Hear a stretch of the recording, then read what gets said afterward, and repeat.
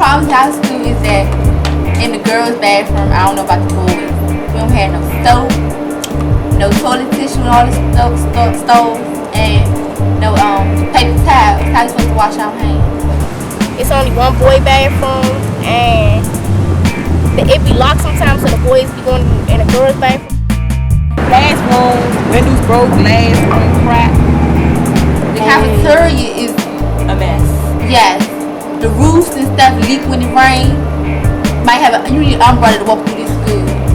Like, I was in English class from second advisory to the end, and I didn't have a book because they didn't have enough. In world history, we didn't have a book. All the computers in this school do not have internet. How are we supposed to? Because some kids don't have internet at their house, so they have to do a report. How are they going to do that report if they can't make it to the library time?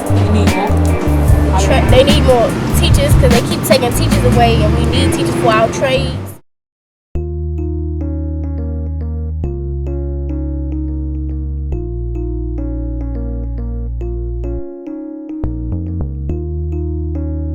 I graduated from Easton in 1969. The principal had refused to recognize the student organization that we set up, which was called the Modern Strivers. The principal said there was no way in the world that he would recognize our group because we were talking about certain changes in the curriculum and that type of thing. So we decided to demonstrate to the principal that the students were the ones that actually controlled what went on in the schools. We told the students just to show your solidarity by not eating in the cafeteria that day. The principal had called the police, and they had put in several undercover police officers as substitute teachers.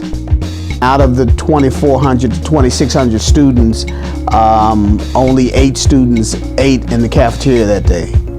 After the successful boycott of the cafeteria, a group of 10 or so of us walked into the front office, kicked the gate open, and walked into the principal's office without advance notification or an appointment, and stood in front of his desk and demanded that he recognize the organization right then and there, which he did.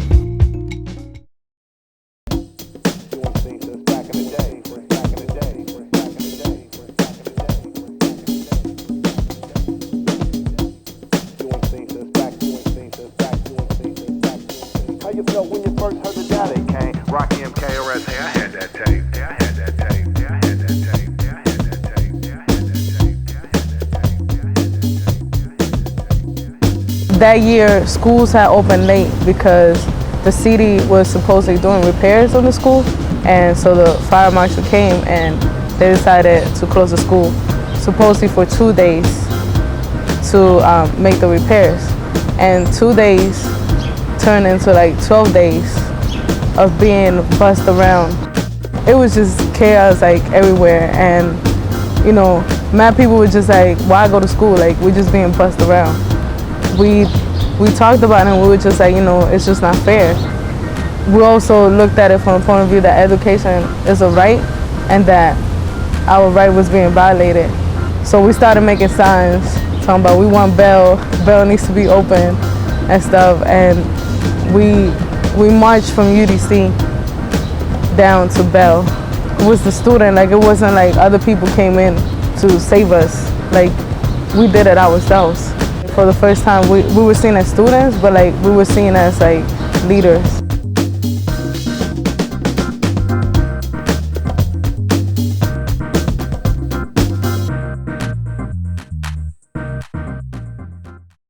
Earlier, students walked out of their classrooms to rally.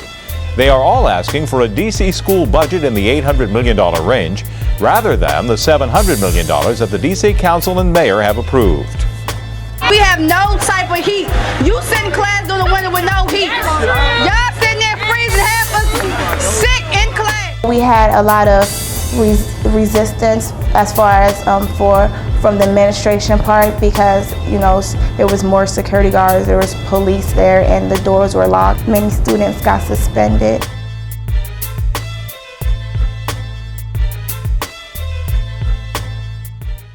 students are demanding changes in their schools, starting with the bathrooms. These students from 10 different DC high schools are part of a new group called the Youth Education Alliance.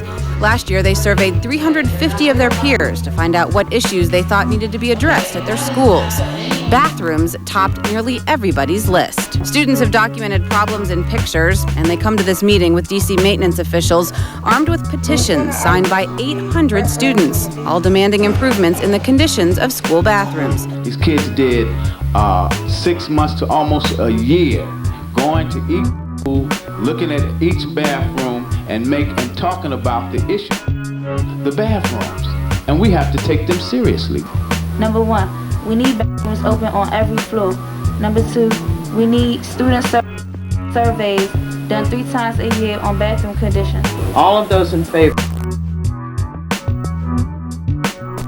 Those opposed?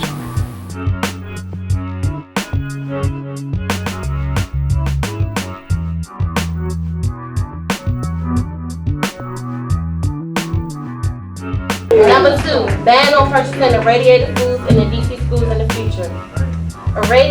Irradiation takes the vitamin and flavor out of food and increases our risk of getting cancer and genetic damage. DCPS doesn't buy irradiated foods now, so let's make sure they don't buy them in the future.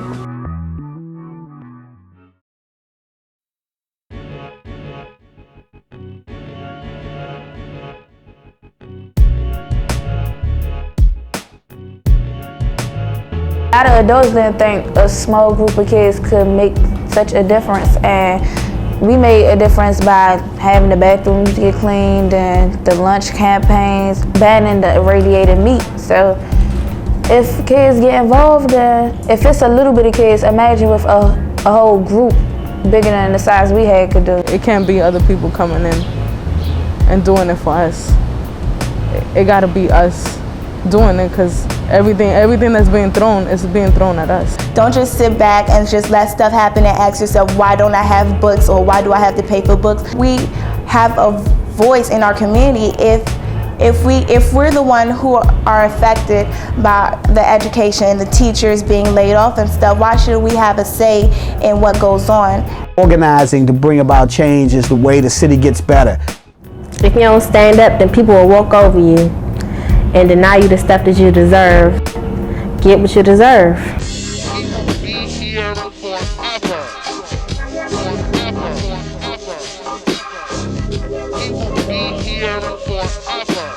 Forever.